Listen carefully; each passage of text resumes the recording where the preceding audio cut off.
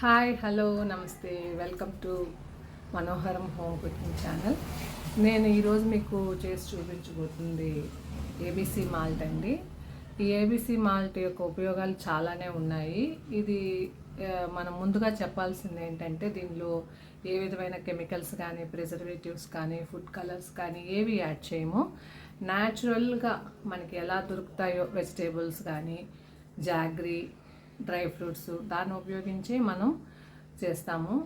ఇది దేనికి వాడతారు అంటే మామూలుగా పిల్లలకి బూస్ట్ బోర్న్విటాలని ఇస్తూ ఉంటాం మనం చిన్నప్పటి నుంచి. దానికి రీప్లేస్మెంట్గా ఈ న్యాచురల్ ఐటమ్ ఏదైతే క్యారెట్ బీట్రూట్ యాపిల్ ఈ మూడింటిని కలిపి ఒక మాల్ట్ లాగా చేస్తాం కదా, దాని పాలల్లో కలిపిస్తే చాలా పిల్లలకి మంచిది.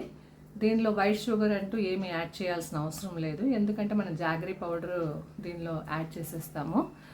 అందువల్ల ఇది అలాగే కన్జ్యూమ్ చేస్తే చాలా మంచిది. చాలామంది పాలు పడకపోవచ్చు పెద్దలకు. వాళ్ళు ఏం చేయాలంటే వేడి నీళ్ళల్లో వేసుకొని ఈ మాల్ట్ని తాగితే ఒక జ్యూస్ లాగా చాలా బాగానే ఉంటుంది, లేకపోతే ఒక గ్రీన్ టీ లాగాను చాలా బాగుంటుంది. ఓకే, ఈరోజు చేసి చూపిస్తాను రండి. ముందుగా కావాల్సిన పదార్థాలు ఏంటో చూస్తామండి. దీనికి కావాల్సింది 1/2 కేజీ క్యారెట్ బీట్రూట్ యాపిల్, ఈ 3 1/2 కేజీ ఉండేటట్టు చూసుకోవాలి. తర్వాత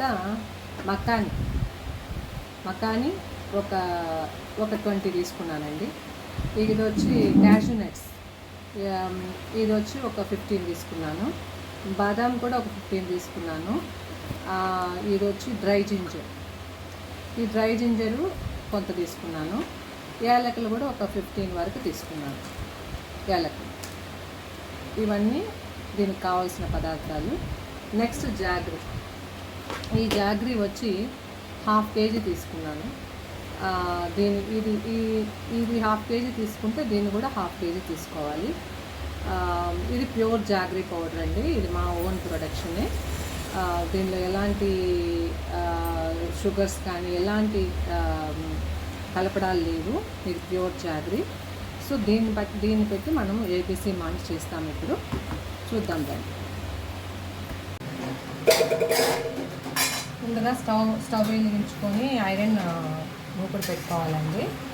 దానిలో ఫస్ట్ బాదం పప్పు వేసి వేయించుకోవాలి. డ్రై రోస్ట్ ఒక 2 మినిట్స్ డ్రై రోస్ట్ చేసుకునేయాలి.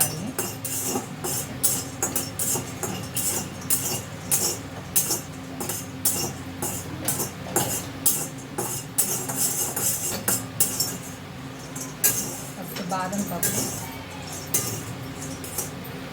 తర్వాత జీడిపప్పు వేసుకోవాలి.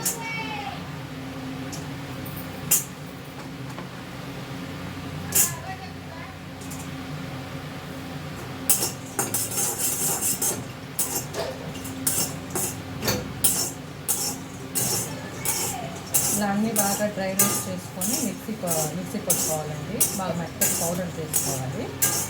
తర్వాత మనం దానిలో కలుపుకోవడానికి మకానీ కూడా వేసుకోవాలి.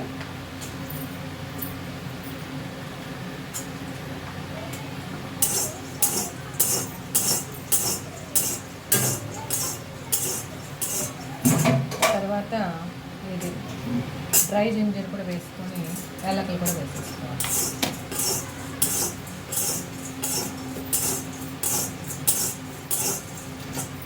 దీన్ని బాగా మిక్సీలో మనం మెత్తటి పౌడర్ కొట్టుకోవాలి. ముందుగా మనం పేస్ట్ చేసుకున్నాం కదండి క్యారెట్ బీట్రూట్ యాపిల్, ఇది మెత్తగా బాగా మిక్సీలో పేస్ట్ చేసుకోవాలండి. ఏమాత్రం కూడా చిన్న చిన్నవి ముక్కలు అలాంటివి ఉండకూడదు. దాన్ని దీనిలో వేసేయాలి. ఐరన్ బాండలే పెట్టుకోవాలండి. ఐరన్ వచ్చి చాలా మంచిది కదా, సో ఐరన్ బాండల్లోనే చేయాలి. లేదంటే స్టీల్ బాండల్లో చేసుకోవచ్చు, కానీ ఐరన్ బాండల్లో చేస్తే చాలా మంచిది. దానివల్ల నేను ఐరన్ ప్రిఫర్ చేస్తాను. దీని తర్వాత బెల్లం, ఈ బెల్లం 1/2 కేజీ పెట్టుకున్నాం కదా మనం, ఆ బెల్లం మొత్తం వేసేయాలి. ఇది ఇది 1/2 kg అయితే క్యారెట్, బీట్రూట్, యాపిల్, బెల్లం 1/2 kg. ఇది బాగా కలబెట్టాలండి, బాగా మిక్స్ చేయాలి.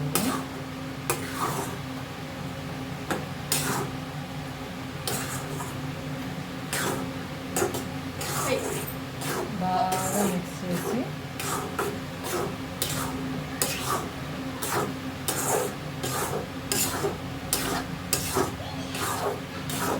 బాగా మిక్స్ చేయాలి. తర్వాత ఒక స్టీల్ ప్లేట్తో మూసేయాలి.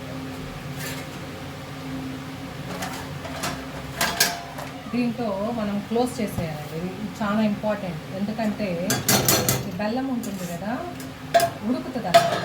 ఉడికి పైన పడుతుంది, ఒకసారి బొబ్బలు కూడా వచ్చేస్తాయి. అందువల్ల మనం క్లోజ్ చేసేసి ఒక 10 minutes ఒక హై టు మీడియం ఫ్లేమ్లో పెట్టేసి మనం అలాగే ఒక 10 minutes అలాగే వదిలేసామంటే అవి ఆ ఫ్లో అనేది తగ్గిపోతుంది. అది తగ్గిన తర్వాత మళ్ళీ మనం ఈ మూతని ఓపెన్ చేయాలి. ఉన్నివ్వండి. తర్వాత బాగా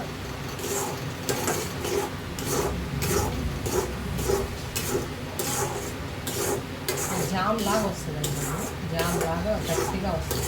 గట్టిగా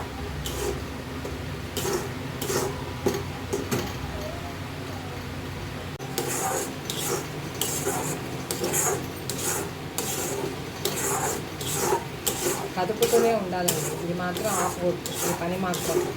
లేకపోతే గట్టిగా రాయిలాగా వచ్చేస్తుంది, కన్సిస్టెన్సీ రాదు మనకి, ఆ మాల్ట్ కన్సిస్టెన్సీ రాదు.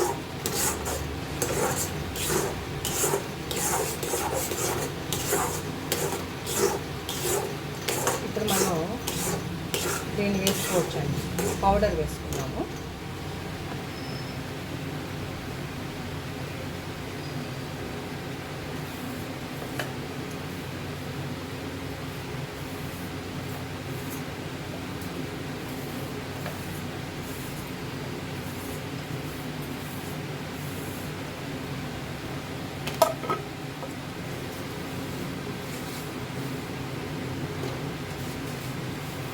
సిమ్లో పెట్టేశానండి. దీనికి మంట ఎక్కించుకుంటూ తగ్గించుకుంటూ ఉండాలండి. అది కూడా కాన్సన్ట్రేషన్గా చూస్తూ ఉండాలి. సిమ్లో పెట్టేస్తాను. ఇప్పుడు దీన్ని బాగా కలపాలి. సిమ్లో పెట్టేస్తాను.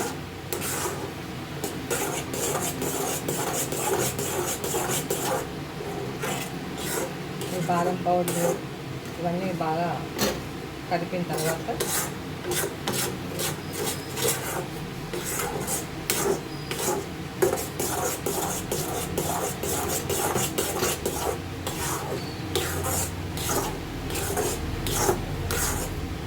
సిమ్లోనే కాసేపు అలాగే ఉడకాలి.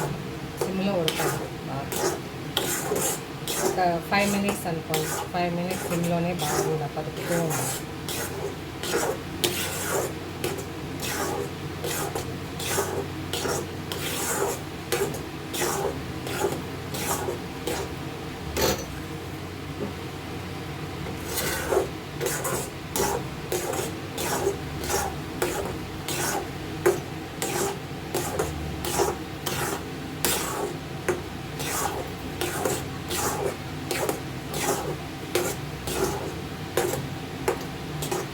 దీన్ని ఎలా చూడాలంటే మనకి రెడీ అయిందా లేదా అని చెప్పి ఎలాగంటే ఇలా ఒక గీత గీయాలండి.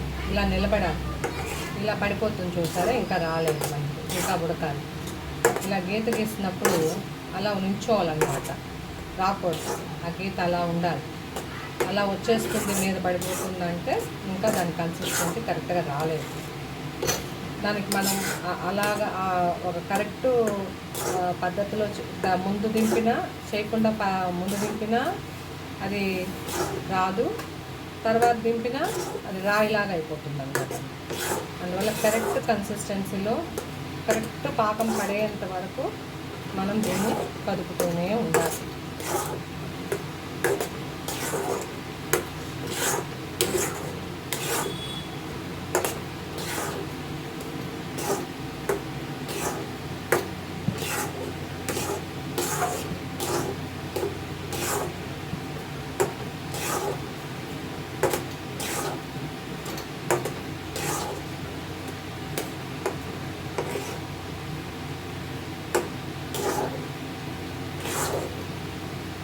చూసారా ఇప్పుడు కొంచెం మనకి పడినట్టు ఉంది కదా, మనం స్టవ్ ఆపేసుకోవాలి. స్టవ్ ఆపేసుకొని అలా వదలకూడదు, కలుపుతూనే ఉండాలి. ఇప్పుడు నేనేం చేస్తానంటే స్టవ్ మళ్ళీ కాసేపు వెలిగించుకుంటానండి. వెలిగించుకొని మళ్ళీ సిమ్లో ఒక 2 మినిట్స్ మళ్ళీ వండిస్తాను. అలాగా ఇది నా యొక్క సీక్రెట్, నేను కనిపెట్టింది. మళ్ళీ 2 మినిట్స్ మళ్ళీ బాగా కలుపుతాను అనమాట ఉంచి.